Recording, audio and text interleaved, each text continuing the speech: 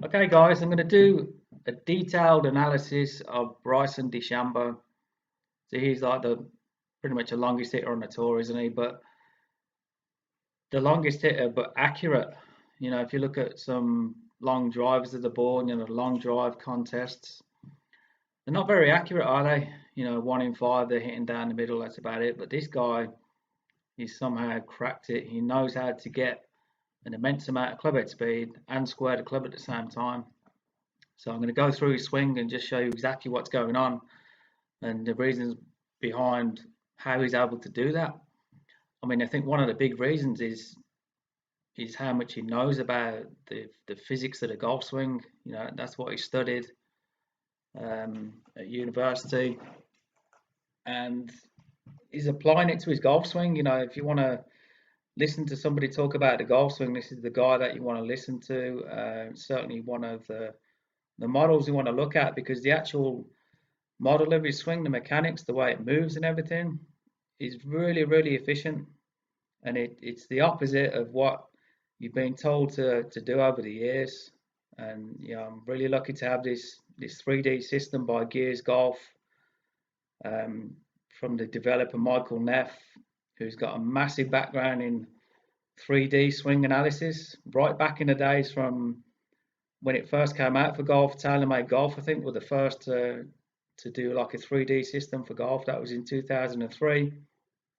And Michael Neff, he sort of joined that team back then. You know, this Michael Neff's got an immense amount of credibility, knowledge. You know, he's seen more golf swings in 3D than anybody on the planet has. So, you know, if you want to learn about the golf swing in a simple way, you want to go and get his book, Drive Like the Pros.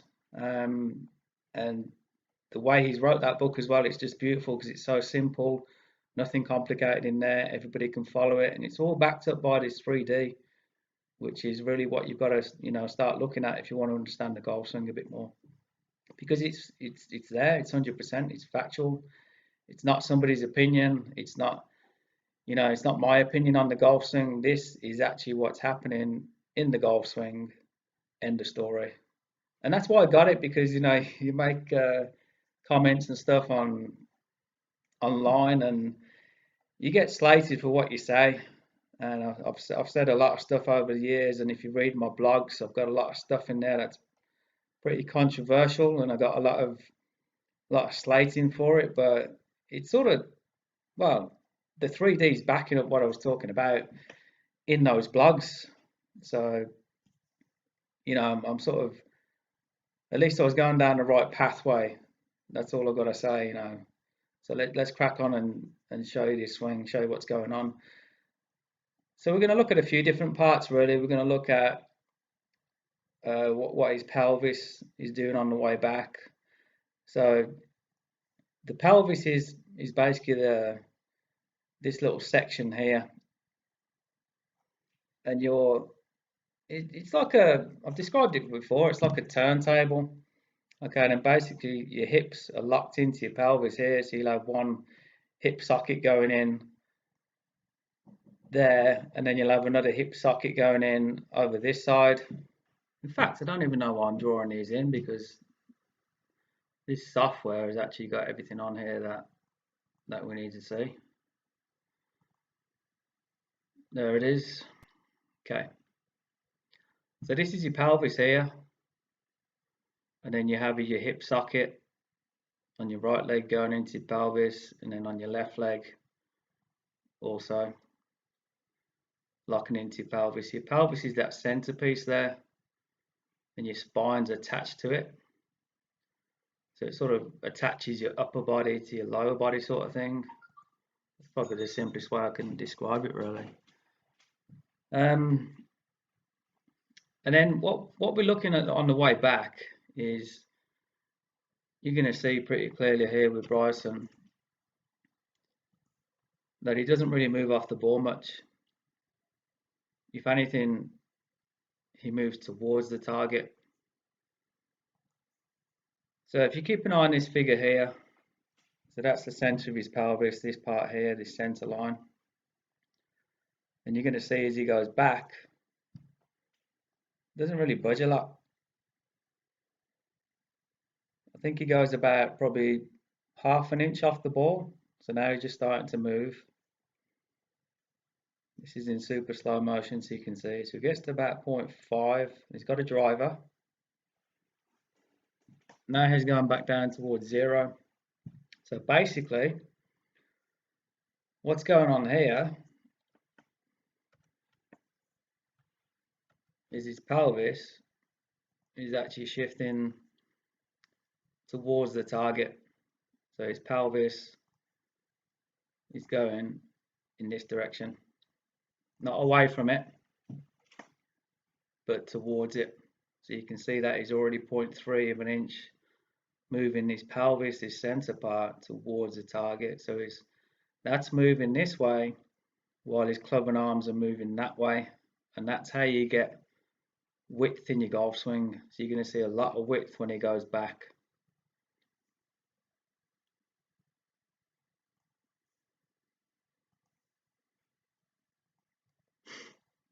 So he's pushing forward even more. So there's almost an inch further forward, moving back a little bit as he gets to the top. But before transition, he's in front of that original starting point, isn't he? Hips are pushing forward, left leg extending up, club head releasing down, and then into the finish.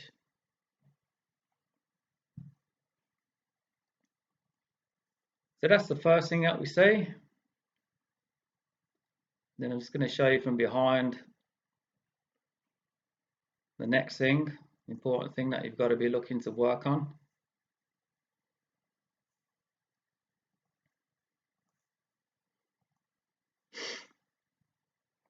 Which is his spine angle. So what you're going to see is his spine, it's a little bit tilted back. So there's a little bit, upper body's tilted back behind the ball very slightly to begin with. But then as we play this through, what you're going to see is this number going down.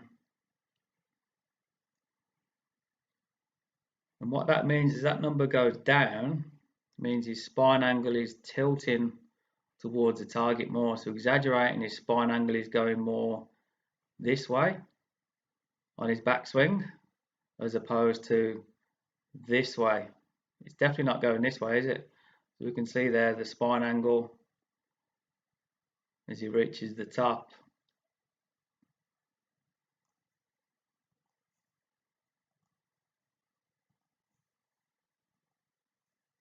He's got to about sort of 85, 86 degrees. He started at 95, so that's a 10-degree difference from the spine starting position to the top of the swing. So he's actually leaning or tilting towards the target. So this is what would be called a reverse pivot. And if you look back, all the great players out there, you know, Nicholas springs to mind, Arnold Palmer, you know, they've almost got their back up against the left side or up against the target. Do you know what I mean? It's certainly not away from it, is it? I mean, this number's not lying, that's for sure.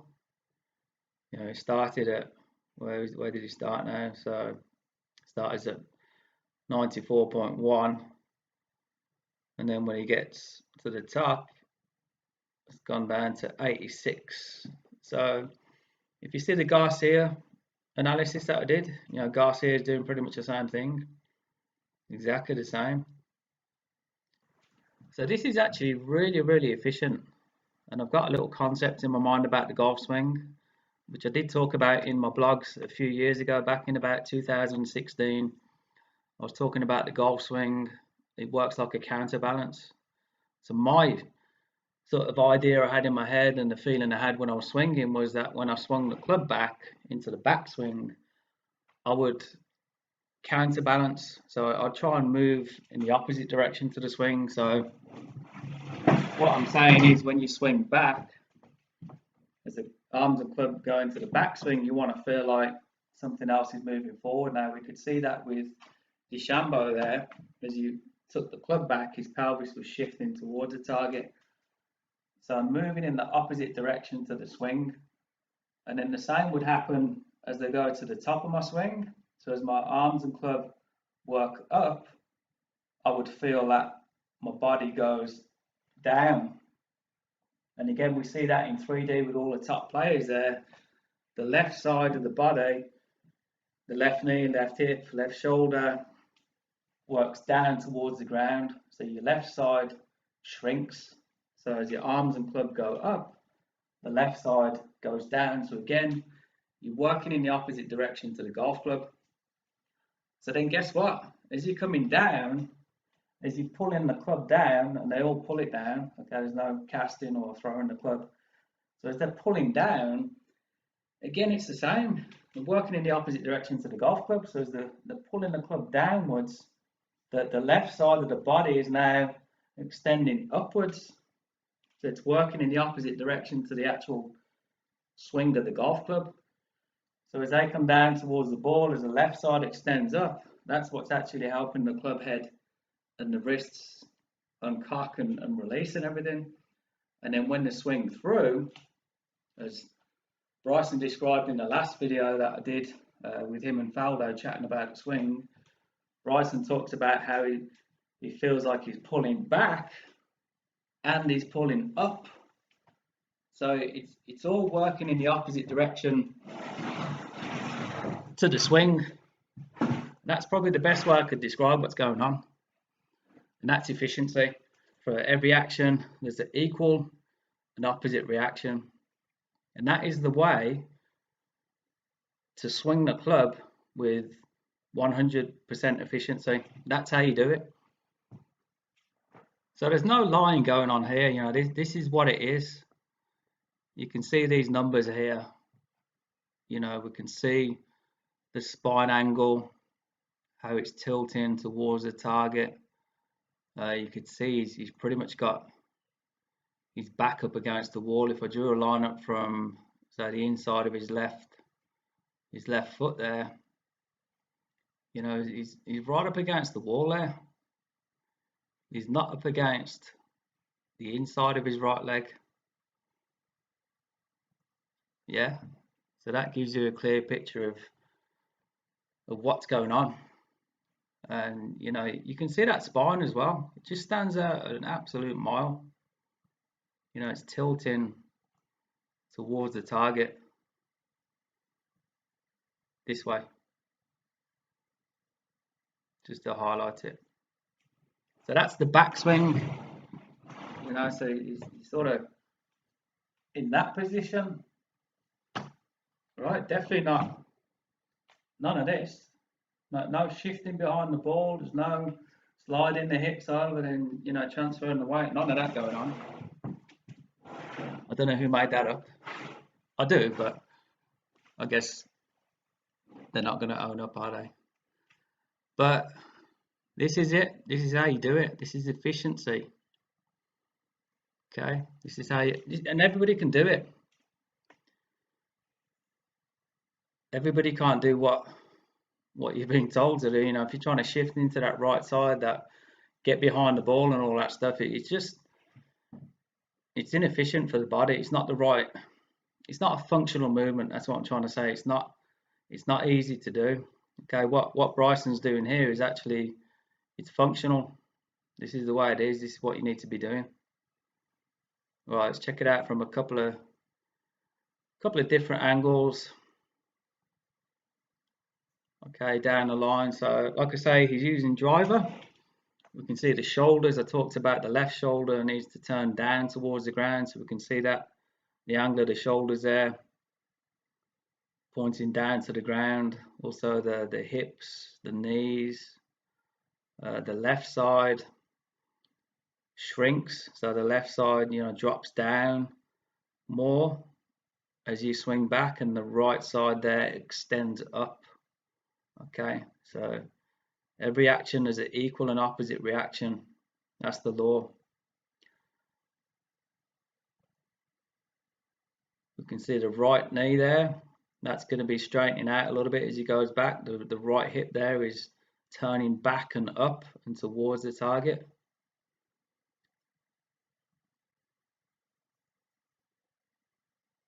and he's not even shifted off the ball. If anything, he's moved slightly in front of his original starting position. So then coming down, he's going to be pulling the handle down, tucking the arms into the body. The right arm isn't straightening out. It's tucking in, like the ice skater analogy I talk about. Tucking the arms in is actually going to help you create the physics needed to rotate your hips out the way. Left side starting to extend up now as he's coming through. And the spine backing up, right? So now we're seeing the opposite of what happened on the backswing. That's the counterbalance I talk about. So we get to the top again. I just want you to see this clearly. And this is my slingshot analogy.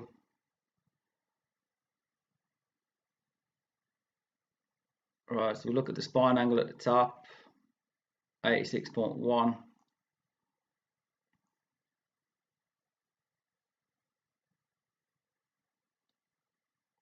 Okay, that's the top of the swing there. Spine tilting towards the target. And then just watch that number as he's pulling the golf club down. So that number will start to increase, which means the spine is backing up. You can see it a lot more going on there now, can't you? So really backing up a lot. And that is a slingshot. Okay, so you can see how much difference there is in the spine angle. So it tilted towards the target, going into the backswing. And then as he started pulling the club down, as his hips started pushing forwards, the spine angle then tilts back, and that creates a slingshot action of the arms and club. So if you're really trying to, get your arms straightened up as you go through the ball, it's not a case of trying to straighten your arms. It's actually a natural reaction from the slingshot, the backup. And you'll see that in probably the best analogy would be the hammer thrower, the big heavy ball on the string. They twirl it around in athletics. And the point of releasing, you can really see them backing up as they're releasing the hammer. And when you look at the hammer throw as well, as they start twirling around, trying to get that momentum going, they're pulling in the opposite direction to the ball. All right. The last video I talked about centripetal force, which is the force working towards the center of rotation this way, and then centrifugal force, which works in the opposite direction. So what Bryson's doing here is he's got all of these forces working on his side. He's not only got his slingshot action or his counterbalance, where he's tilting to the target going back, and then as he comes through, he's tilting back, pulling back and away as he goes through to create that burst of speed. He's got that slingshot going on, and then he's pulling on the golf club. He's pulling in the opposite direction to the force, where all the club head speed is here, all the G-force, just like the hammer thrower. And we've all done it, when you're messing around at a wedding and you link arms with somebody and you spin around in a circle. The harder you pull on that other person's arm, the faster you feel like you're spinning.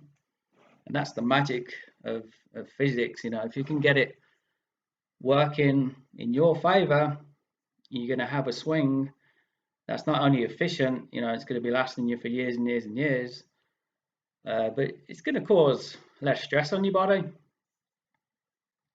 If you're compensating, if you're having to overuse your arms or something to try and pick up for lost speed because your swing's inefficient, you're going to start to cause injuries at some point. So it's really looking at or understanding the physics of the golf swing, and then in a simple way, and then being able to implement that into your practice sessions. And that's how you're going to become more efficient. You're going to get more club head speed, less stress on your body. You're not knackered from you know, forcing your way around the golf course, you know, trying to make up for lost power, you're going to enjoy it, right? Because it's not about controlling the club head. It's not about trying to control the club and, you know, pushing onto the golf ball. It's about using the, the sort of pulling, the rotation of the body, the tilting action of the spine, the pulling on the handle action, you know, like the hammer throw. It's about trying to get that physics working in your favor, and that's what it's down to.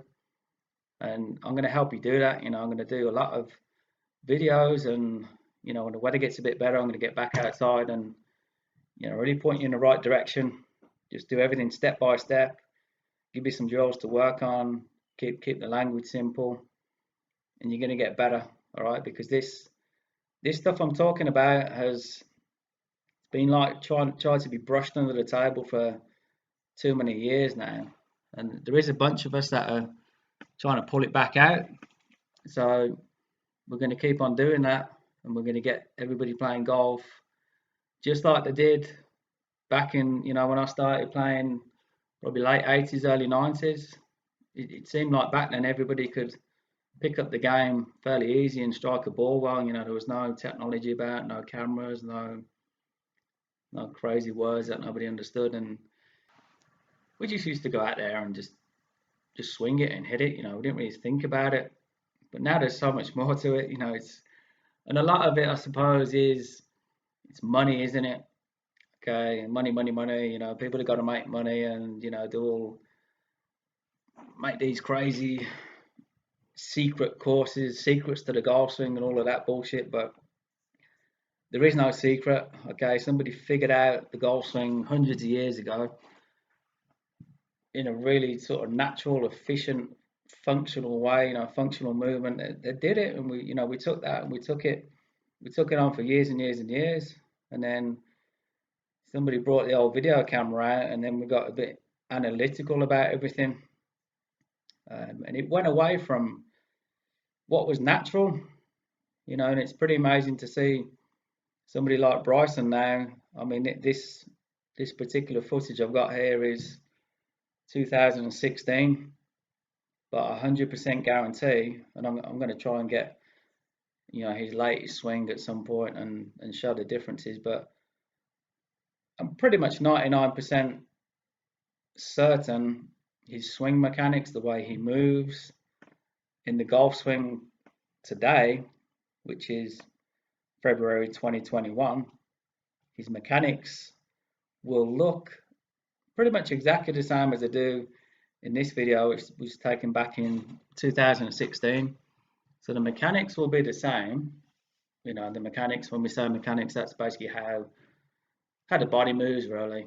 So it'll be pretty much the same, give or take, you know, a few degrees here and there. He's got a lot more club head speed going on, hasn't he? So, you know, things are, maybe there'll be a lot more, well, there would be a lot more backup when he's coming through, because if you notice his new swing, when he hits his driver, his left foot comes off the floor, so he's backing up, he's falling back off it a little bit. And you see that anyway with long driver hitters anyway. There is an element, obviously, they're using the ground, you know, because they're, like, so the left side shrinks down to the ground and they're pushing off the ground to create force as well. So there's lots of forces going on, but the actual mechanics of his swing are not really going to change much. It's just the fact that he's put on a lot more bulk, stronger, fitter. He can move that club a lot quicker, and he's the man to do it. You know, he understands the swing. You know, he'd be like having Einstein like on tours. You know what I mean? That's what we're talking about. You know, to have that understanding of physics, you know, forces and motion, and to be a good player as well, is just like the best combination you can get.